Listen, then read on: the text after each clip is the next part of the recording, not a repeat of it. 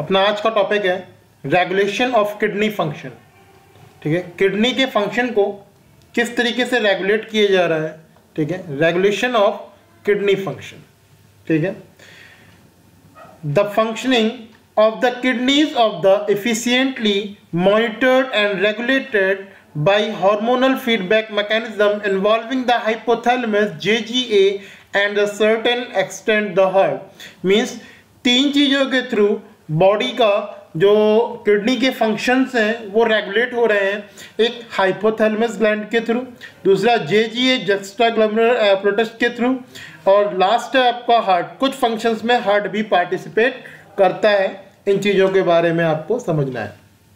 ठीक है, तो ऑस्मोरिसेप्टर्स क्या होते हैं? जब बॉडी में कहीं कोई फ्लूइड की कमी होती है तो बॉडी में कुछ आयंस की कंसंट्रेशन पर इफेक्ट पड़ता है, जिसके कारण से ये ऑस्मोल पर इफेक्ट पड़ता है। ठीक है, आपको लास्ट वीडियोस में मैंने बताया था कि ऑस्मोल क्या होता है। ठीक है, जब ऑस्मोल्स का अमाउंट कम होता है तो ये ऑस्मोरिसेप्टर्स जो होते हैं एक्टिव हो जाते हैं। ठीक है, तो osmoreceptors in the body are activated by changes in blood volume, body fluid volume and ionic concentration. जब इन चीज़ों की बॉडी के अंदर कमी होती है तो जो ऑस्मोरिसेप्टर्स होते हैं वो एक्टिवेट हो जाते हैं कि इनको कैसे बैलेंस करना है। जब बॉडी में फ्लूइड की कमी हो रही है तो क्या करते हैं, ये जो हमारा रीनल ट्यूब्यूल वाला पार्ट था, ठीक है, वहाँ से वो जो ट्यूब्यूल मीन्स जो हमारा किडनी में नेफ्रॉन के स्ट्रक्चर में आपने देखा था नीचे की तरफ जो हमारा ट्यूब्यूल स्ट्रक्चर था, वहाँ से ये वाटर को रीअब्सॉर्ब करना स्टार्ट कर देते हैं। An excessive loss of fluid from the body can activate these receptors which stimulate the hypothalamus to release antidiuretic hormone is called ADH or vasopressin from the neurohypophysis। ठीक है, means ये ADH या vasopressin को release करना start कर देते हैं। Means जब हमारे बॉडी में फ्लूइड का ज़्यादा नुकसान हो जाता है, ज़्यादा अमाउंट में कम हो जाता है, तो बॉडी के जो ऑस्मोरिसेप्टर्स हैं वो एक्टिवेट हो जाएंगे, और एक्टिवेट होने के बाद करेंगे क्या, वो न्यूरोहाइपोफिसिस से क्या करेंगे कि ADH को रिलीज करवाना स्टार्ट कर देंगे या वैसोप्रेसिन के सिक्रीशन के लिए हाइपोथैलेमस को स्टिमुलेट कर देते हैं। ठीक है, ADH means anti diuretic hormone. ये एंटी डायूरेटिक हार्मोन होता क्या, करता क्या है, मीन्स बॉडी से जब ज़्यादा, anti means opposite, diuretic means body से यूरिन का जो अमाउंट निकलता है, जिसका हमारा बॉडी से वाटर अमाउंट ज्यादा निकल जाता है, तो उसको ये रोक देते हैं। मीन्स जो यूरिन निकलने की प्रोसेस है वो कम हो जाती है, जिसके कारण से हमारे बॉडी के अंदर वाटर जो होता है वो सेव होने लगता है और हमारी बॉडी के अंदर फ्लूइड बढ़ने लगता है। ठीक है, और जब वो फ्लूइड नॉर्मल कंडीशन में पहुंचता है तो इस ADH का सिक्रीशन फिर से, वैसोप्रेसिन का सिक्रीशन फिर से कम हो जाता है। ठीक है, तो ADH फैसिलिटेट वाटर रीअब्जॉर्प्शन। तो ADH क्या करता है, वाटर रीअब्जॉर्प्शन की प्रोसेस को इंक्रीज कर देता है from later parts of the tubule, thereby preventing diuresis. Diuresis का मतलब ही यही है कि increasing in the body fluid volume can switch off the osmoreceptors and suppresses the ADH releases to complete the feedback. Means body से जो urine का amount है, जिसमें वाटर ज़्यादा बॉडी से बाहर निकलता है, उस वाटर अमाउंट को रीअब्सॉर्ब करना स्टार्ट कर देगा, और जैसे जैसे वाटर रीअब्सॉर्ब होगा बॉडी के अंदर फ्लूइड का अमाउंट इंक्रीज होगा, और जैसे ही बॉडी के अंदर फ्लूइड का अमाउंट जो है वो नॉर्मल कंडीशन में पहुंचता है तो ADH अपना सिक्रीशन कम हो जाता है, जिसके कारण से बॉडी का फ्लो जो होता है फिर से नॉर्मल हो जाता है। ADH can also affect the kidney function by its constrictory effects on the blood vessels. Means जो ADH है वो ब्लड वेसल को कंस्ट्रिक्ट करता है, तरीके से सिकोड़ देना, संकुचित कर देना, छोटा कर देना। ठीक है, करके भी किडनी के वर्क को इफेक्ट कर सकता है। ठीक है, जब भाई वो कंस्ट्रक्ट हो जाएगा, छोटा हो जाएगा, जैसे आपने देखा होता कि पाइप अगर पतला होता है तो प्रेशर क्या हो जाता है, इंक्रीज हो जाता है। तो सेम उस तरीके से जब ये कंस्ट्रक्ट हो जाएंगी वेसल्स हमारी, तो इसमें से क्या होगा, ब्लड प्रेशर बढ़ जाएगा, और जब ब्लड प्रेशर बढ़ जाएगा तो ग्लोमेरुलर ब्लड फ्लो भी बढ़ जाएगा। जब ग्लोमेरुलर से ब्लड फ्लो बढ़ जाएगा तो GFR ऑटोमेटिक इंक्रीज हो जाएगा। ठीक है,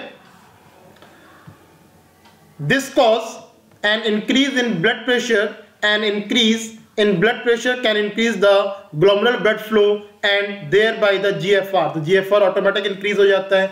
तो ये तो आपका फर्स्ट प्रोसेस था।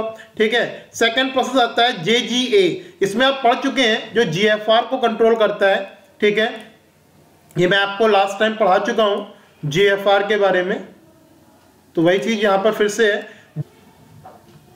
JGA plays a complex regulatory role. तो JGA जो होता है, ठीक है, जक्स्टा ग्लोमेरुलर ऑपरेटस, ये बहुत मेन रोल प्ले करता है इसके रेगुलेशन में। कैसे करता है?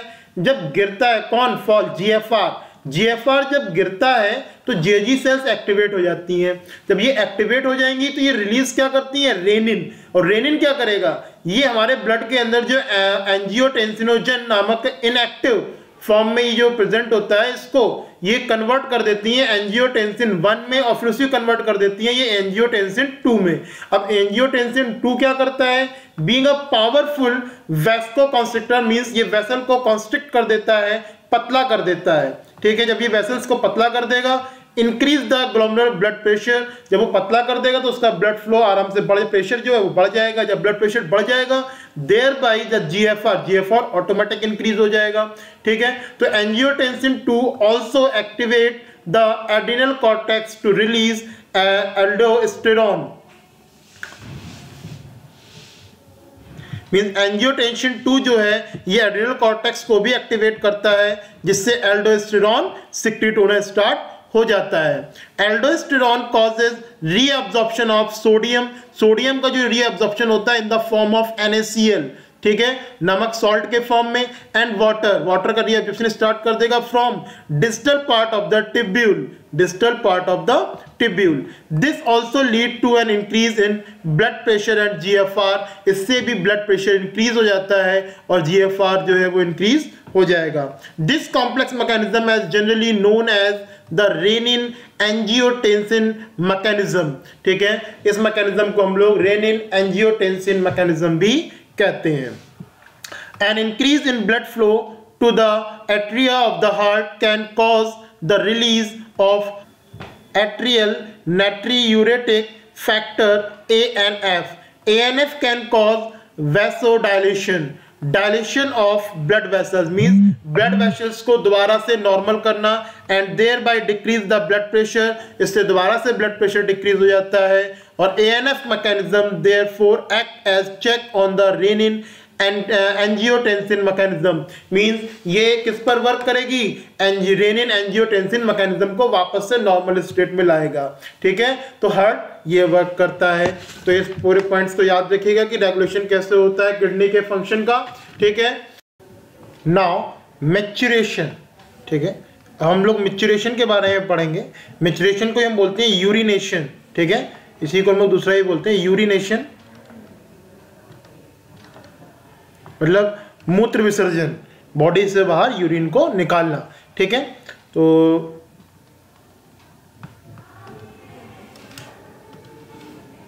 urine formed by the nephrons is ultimately carried to the urinary bladder where it is stored till a voluntary signals is given by the central nervous system CNS, means generally हम सभी को मालूम है कि यूरिन लगातार हमारे nephrons के through बनती जा रही है और किडनी से होते हुए सीधे कहाँ आ रही है? यूरिनरी ब्लैडर में आ रही है, और यूरिनरी ब्लैडर में वो कलेक्ट होती रहती है जब तक उसकी एक लिमिट होती है, उस लिमिट तक वो पहुंच जाती है, तो एक सिग्नल पहुंचाती है हमारे CNS तक, हमारे CNS सेंट्रल नर्वस सिस्टम तक पहुंचाती है, और वहां से वो मोटर नर्व्स के थ्रू एक सिग्नल भेजता है, हमारी स्मूथ मसल्स में कॉन्ट्रैक्शन स्टार्ट हो जाता है, जिससे यह प्रॉब्लम होती है और रुक नहीं पाते हैं और हम मूत्र विसर्जन के लिए चले जाते हैं।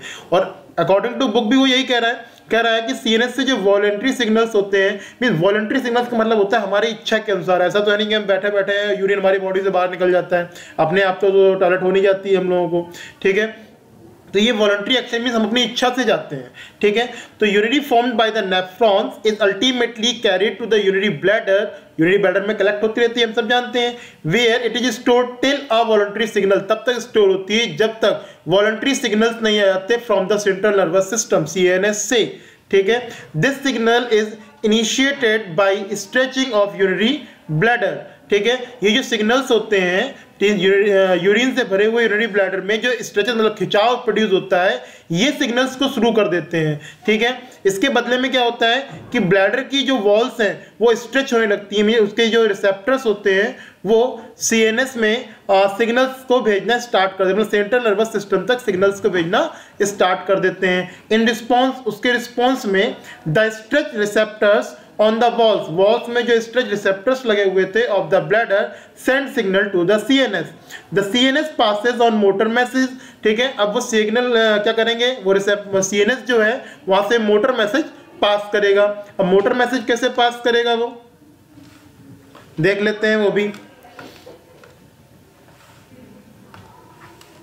pass the signal to initiate the contraction of smooth muscles of the bladder की जो smooth muscles हैं उनमें contraction start हो जाएगा and simultaneous relaxation of the urethral sphincter causing the release of urine। Means जो स्पिंचर्स प्रेजेंट होते हैं जो कि यूरिन को रोक के रखते हैं, जो कि हमारी बॉडी से बाहर ना निकले, जब उन्हें सिग्नल मिल गया तो वो जो स्पिंचर्स हैं वो ओपन हो जाते हैं और यूरिन बॉडी से बाहर निकल जाता है। मीन्स कि हुआ क्या, ठीक है, जब यूरिनरी ब्लैडर भर गया तो उसके ब्लैडर में क्या हुआ, खिंचाव प्रोड्यूस होगा, स्ट्रेच प्रोड्यूस होगा, ठीक है। अब वहाँ पे जो स्ट्रेचर रिसेप्टर्स हैं उन्होंने क्या किया, सीएनएस को एक सिग्नल भेज दिया। अब सीएनएस को मालूम पड़ गया कि हमारा यूरिनरी ब्लैडर है वो भर चुका है। अब वो क्या करेगा, मोटर मैसेज आगे बढ़ा देगा, ठीक है, मोटर नर्व्स के थ्रू मैसेज को आगे पहुंचाएगा। अब वो आगे जब ब्लैडर तक वो मैसेज पहुंचेगा, अब मोटर नर्व्स के थ्रू ये जो मैसेज जब ब्लैडर की स्मूथ मसल्स तक जाएगा कि वहाँ पे जो कॉन्ट्रैक्शन हो रहा है, तो वहाँ पर जो यूरेथ्रल स्पिंचर्स वगैरह प्रेजेंट होते हैं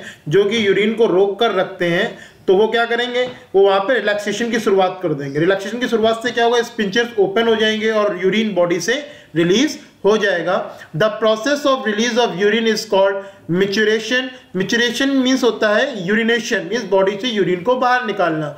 the urinal mechanism causing it is called micturition reflex, ठीक है, मींस यूरिन के रिलीज करने की जो प्रोसेस है ये तो मिचुरेशन कहलाती है, ऐसी हम यूरिनेशन कहते हैं। और इसमें इन्वॉल्व होने वाली जो न्यूरल मैकेनिज्म होती है उसको हम लोग बोलते हैं मिचुरेशन रिफ्लेक्स मैकेनिज्म, ठीक है, मिचुरेशन रिफ्लेक्स। एन एडल्ट ह्यूमन, एक एडल्ट ह्यूमन में मींस एक कंप्लीटली डेवलप्ड मैन में एक्सक्रीट होता है एवरेज 1 से 1.5 लीटर यूरिन पर डे। 1 से 1.5 लीटर यूरिन पर डे में लगभग 25 से 30 ग्राम यूरिया प्रेजेंट होता है, लगभग 25 to 30 ग्राम यूरिया प्रेजेंट होता है। The urine form is a light yellow coloured watery fluid which is slightly acidic और इट्स पीएच इज 6, ठीक है, and has two characteristic order. Means जो एक एडल्ट मैन लगभग 1 से 1.5 litre urine per day secrete कर रहा है, उसमें लगभग 25 से 30 ग्राम यूरिया प्रेजेंट होता है और ये यूरिन फॉर्म्ड होता है, ये लगभग येलो कलर का कुछ लिक्विड सा होता है, लिक्विड फ्लूइड होता है, ये वाटरी फ्लूइड होता है जिसका एसिडिक पीएच जो होता है वो 6 होता है, ठीक है। और इसकी कैरेक्टरिस्टिक ऑर्डर होती है। कैरेक्टरिस्टिक ऑर्डर का मतलब होता है वही जो स्मेल जो हम लोग समझ जाते हैं कि यहाँ पर कोई टॉयलेट वगैरह गया हुआ है। Various conditions can affect the characteristics of urine।